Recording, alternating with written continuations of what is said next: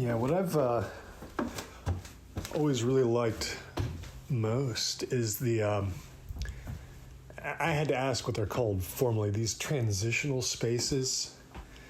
You know how when you go from the living room into the dining room, there's sort of an arch above, and they're all through the house. So you get the sense of making an entrance from one place to another instead of just, okay, now I'm here, now I'm there.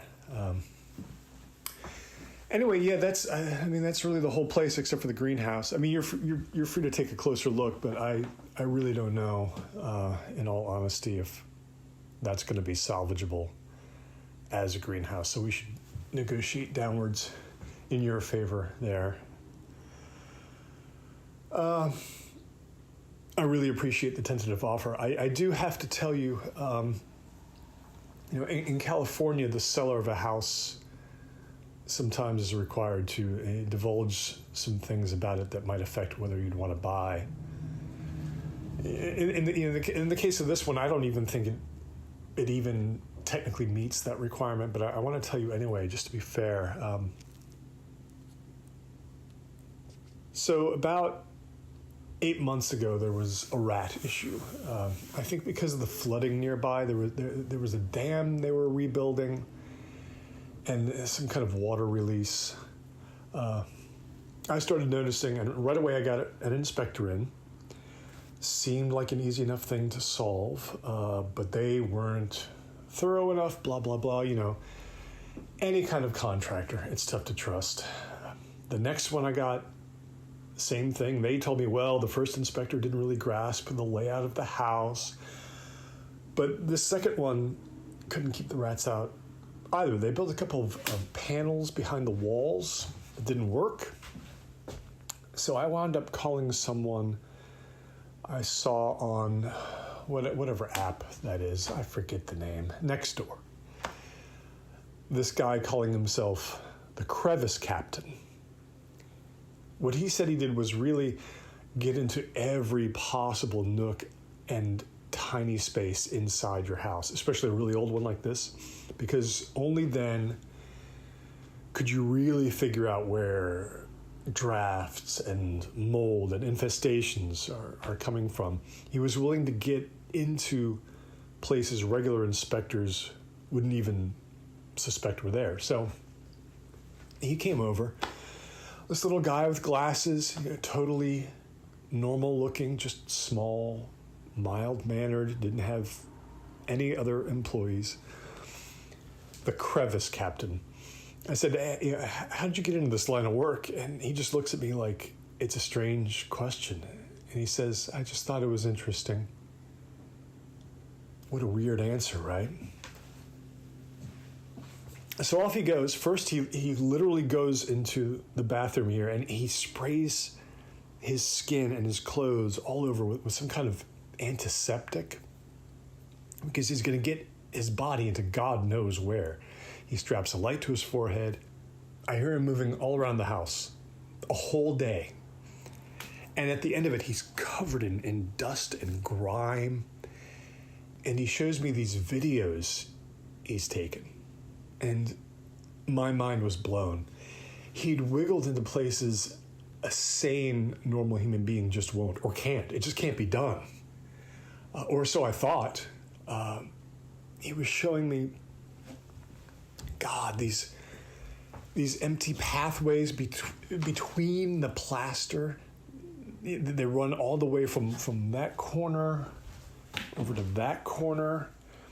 Then this one vertical kind of cavity that goes up from the basement all the way to the attic that I showed you. He had this horrible, like, POV shot of him climbing up through there, crammed in. There can't be any good air in there. He found a piece of missing mortar. He got into some crawl space inside the foundation. On the video, it looks like it kind of snakes left and right for about 8 feet. He tried to get in there. That really was too small. Just so many hidden spaces. And he said it's like that in every old house. between the first and second floor, there are floor joists. Things can get inside them. I couldn't believe he got himself cut up on his neck because he found he was squeezing between the insulation upstairs to this space in the eaves, this opening that had just naturally happened over the decades, like a tiny little living room for insects. Spiders in there. He pushed his head in and he got bit by something. I was horrified. These videos, this different kind of darkness sort of hiding inside the house all around that I never knew about, everywhere. He couldn't even find them all the spaces that first day. He had to come back because he thought from the draft patterns that there may be some kind of small accidental tunnel behind the cabinets here in the kitchen. From just age and settling and water decay, and I don't know what else. He's standing there, it's filthy. Good thing he disinfected himself beforehand. Looked like he'd gone into a cave mouth. But with the scheduling, I had to go to work the next day. So I said, look, I'll leave the place open. Just come and do your thing, this thing of his. To him, it seemed like nothing unusual. I don't think he understood how strange he was. I got home from work and his car was in the driveway, but he didn't seem to be anywhere. I went all around yelling for him. It finally got ridiculous. I called him, no answer. An hour of this. I finally made dinner and just waited. And nothing.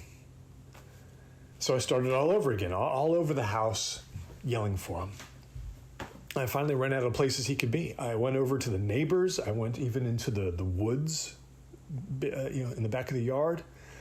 It got dark. I was freaking out.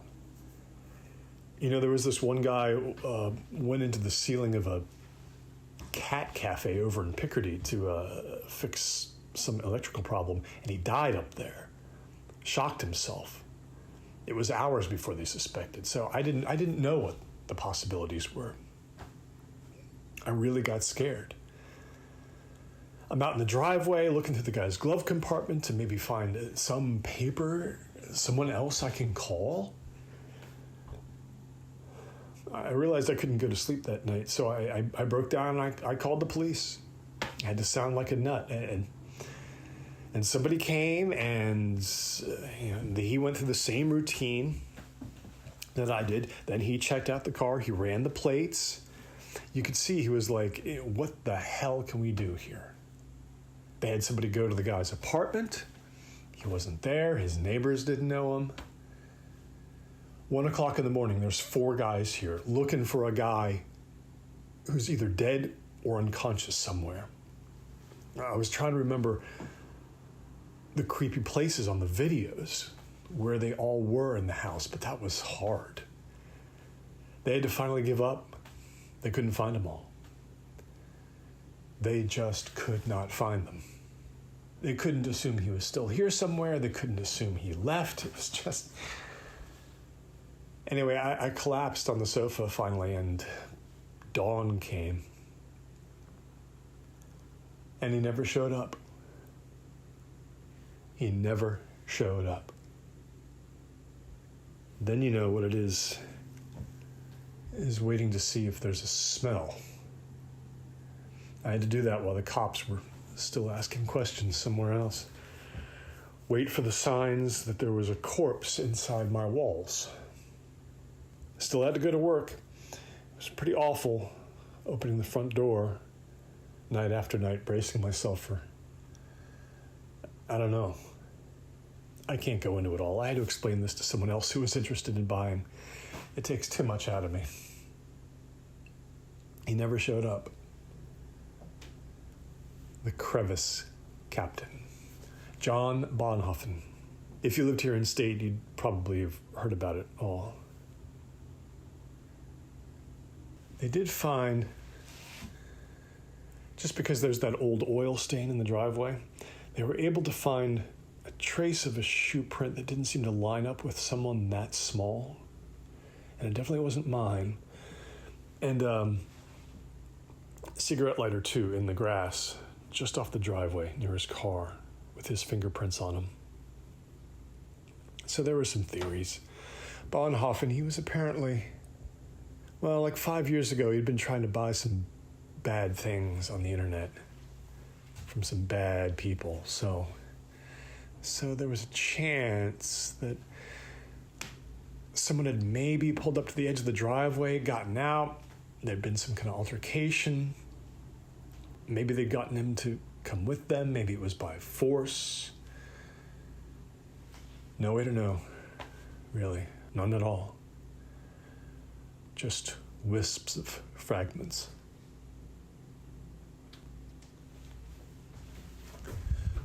But yeah, I just thought it's fair that you should know. They never found him. And I know he can't really be here, right? Unless somehow he is and there just was no smell. For whatever reason. I just can't stay here myself anymore. I gave it a chance. I can't stay. Having looked him in the eye and seen those videos, that whole unseen world. And then after he disappeared, sometimes I'd hear maybe something very small in the walls or behind the cabinets, shuffling or moving. And I could tell it was just little things. Or the rats. But when it was the middle of the night, there was even a time I was in the shower and I thought I smelled that disinfectant he'd put on himself. I really thought I did because it was so sharp and distinct and unusual. No, just my imagination.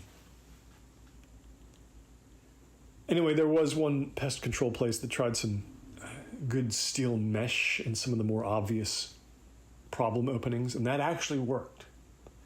That plus the right poison to get the ones that were already here. You know, a female rat can have a litter every few weeks. You have to be fast. You have to be fast, and you have to be pitiless. Good advice for life, right? Yeah. Old house. Big old house. Just not for me.